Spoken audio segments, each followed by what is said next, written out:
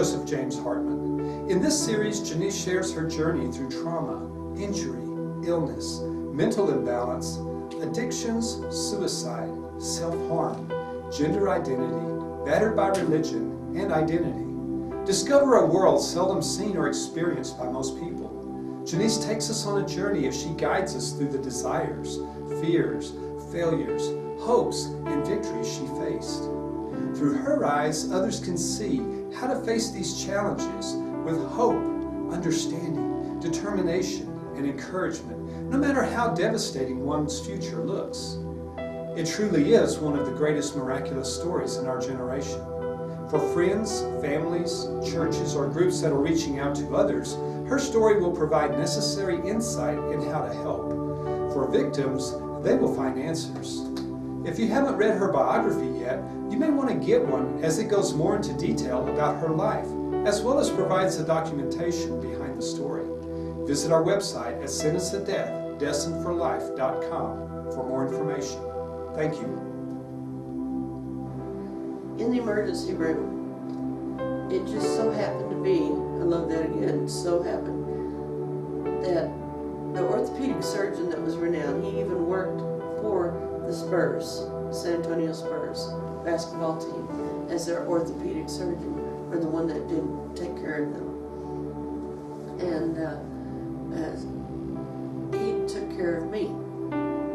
And he was there in the hospital at the same time I was. Here he is renowned and the best. And then also the plastic surgeon that is the best, and he would go around to different countries and he would teach. Lee Baron Dennis, he too was there. In the hospital at the time, he'd just come in, and he was there on staff. And so I had the best, again, kind of like with the dog bite. Dad said I had the best already there. Already there.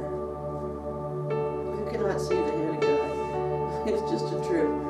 I never thought about it because I was in all this and it was happening to me. But it did go all the way up to here. This is what reconstruction looks like.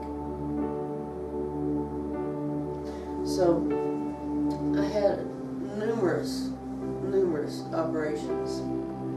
And, you know, all this is traumatic, and yet all I could think of was getting better. Well, in the Lord even, what got turned around is when I found out that God speaks to His people and they actually can hear Him. That there was my mentor, Jane Aguilar, and one day I had gone over to visit her, and right before I went home, she stopped me and she says, "The Lord's going to heal your arm. He's going to take care of that. You know, what was meant for evil, He's going to turn for good."